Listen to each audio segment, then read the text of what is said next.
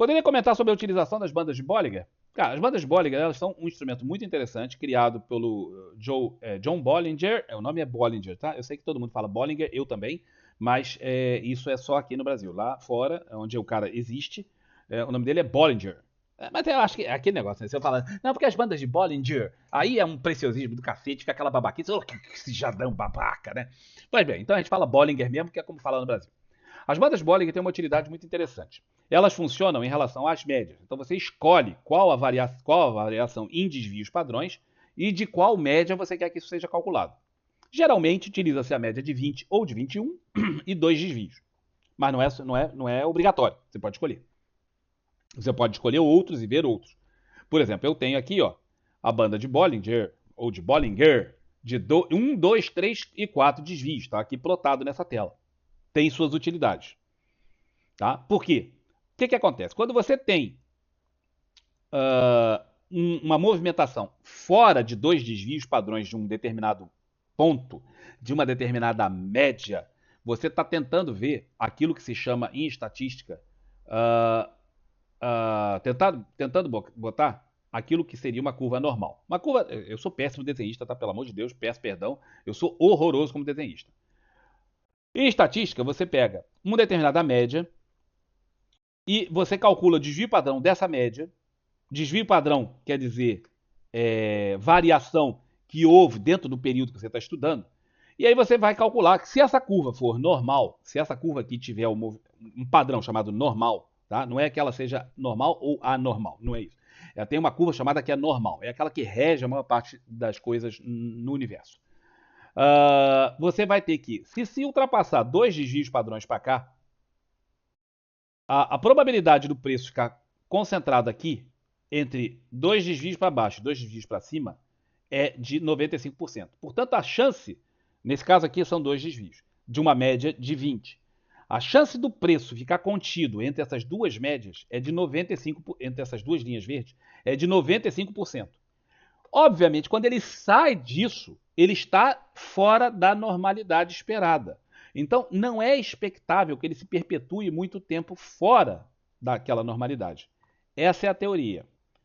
Porém, se você for ler o livro do John Bollinger, você vai descobrir que ele mesmo não operava assim. A ideia dele é pegar o movimento quando sai da linha. Então observa que aqui, por exemplo, está tudo dentro da linha, dentro das bandas, dentro das bandas, dentro da banda. Quando sai, ele pega esse movimento. É isso aqui que ele pega. Ao contrário de quase todo mundo que tenta pegar o retorno para dentro da média, para dentro das bandas. Então, uma forma de operar é a do cara. Eu sugiro a leitura do livro do cara, tá? É muito bom o livro, diga-se de passagem. Ele explica como é que ele desenvolveu tudo isso aqui e tal, qual o raciocínio por trás do negócio. Muito bom, e ele pega isso aqui, observa que ele pega subidas violentas, ele pega movimentações mesmo violentas, como aquela, como essa aqui, ó. Tá? Ou aqui, por exemplo. Aqui não deu porque não foi já com gap, mas imagina que tivesse feito um candle aqui, ele ia pegar toda essa queda. Essa é uma forma de operar. A outra forma de operar, mais comum, é o fechou fora, fechou dentro. Ou seja, o candle fecha fora, quando um candle fechar dentro, você opera. Por exemplo, aqui, ó. Fechou fora, fechou dentro. Em princípio, esse aqui é um setup específico que deveria trazer o preço até a média de 20, não é em linha reta, é até a média de 20. E observe que deu certo? Deu certo. Você fala assim, mas não deu certo, o cara teve prejuízo. Não, o fato do cara ter prejuízo não quer dizer que que o setup não deu certo. Observe que ele, sem sair de volta da linha da banda de Bollinger, ele foi até a média de 20, tá ali, ó. Ah, mas ele perdeu dinheiro. Sim, ele perdeu dinheiro. No alvo 1, que é chegar na média de 20. Deu certo. O alvo 2 é chegar do outro lado da banda de Bollinger. Ou seja, daqui tem que ir para o outro lado. Foi do outro lado? Foi do outro lado? Foi. Aqui, ó. Então, nesse segundo trade, ele teve ganho. Ele operou dali e ganhou 2%. Aqui, ele teria perdido 1,91. Nesse trade, se ele faz uma parcial aqui igual a que ele faz no alvo, ele não ganhou nada, porque perdeu uma parte e ganhou outra. Mas muitas vezes faz como aqui, ó. Fechou fora, fechou dentro, anda na direção da média, ele pegou 2,39, ele tentou levar para o outro lado, não deu certo, e aqui ele saiu quando foi do outro lado. Tá? Ou se ele botou um stop por outra razão. Então, as formas de operação são essas. Qual é a crítica disso? Qual é o grande problema desse negócio? Muito bom, muito bonito, você está tentando fazer aquela coisa da curva normal, tentando aproveitar isso tudo. Muito bem, só que a média anda. A média não fica parada. Como a média anda, a banda também anda. Se ela ficasse parada, seria bem melhor. Aí você vem, por exemplo, aqui ó, no QuantGo. Tá? O QuantGo, quem não sabe, tem um link aí na descrição desse vídeo para você poder testar de graça o QuantGo. Tá? De grátis. Ai, Campos, eu gosto de testar grátis. Testar grátis é bom. Pois é, vai lá e testa grátis o bagulho, tá? Em que você vai poder ver o seguinte. Vamos botar aqui. Vou botar qualquer coisa aqui, tá, galera? Qualquer um negócio aqui. A média de 20, correlação de 0 de 70%, tal, e vamos fazer isso aqui, diário. Então vai aparecer aqui uma série de coisas.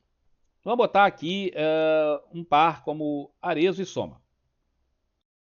Aqui nós temos a mesma coisa que nós tínhamos no outro gráfico lá, no gráfico da média. Tá vendo a média? Isso aqui é a média. Só que aqui a média está reta, a média não sai do lugar.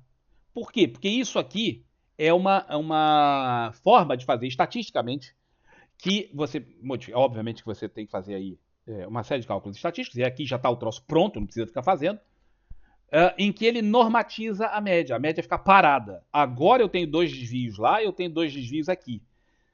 Portanto, não sai, quando não move, a média não está movendo, os desvios não estão movendo também. Quando bate lá em cima, eu tenho muito mais convicção de que isso pode voltar para o meio.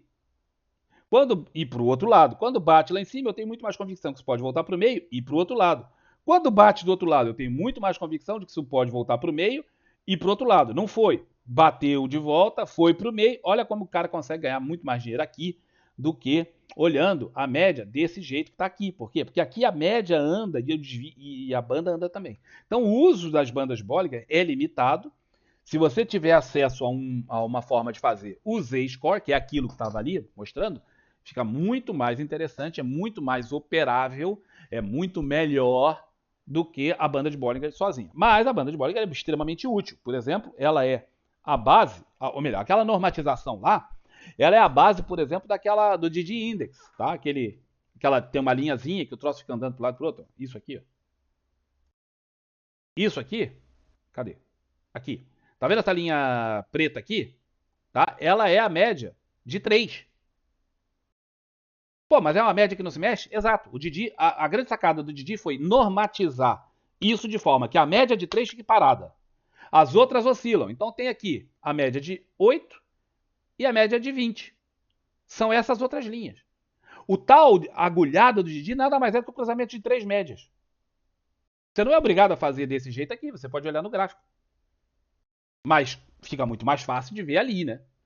Então, o uso da banda de Bollinger é muito interessante, mas tem suas limitações e é onde eu volto a repetir. Quem não conhece os indicadores que usa, está fadado a usá-los mal, né? O pessoal não sabe, não conhece, não estuda isso e aí depois vai operar o negócio e fica todo enrolado. Por quê? Porque não sabe usar o negócio. Sabe usar, ou melhor, usa, mas não sabe exatamente como o troço funciona.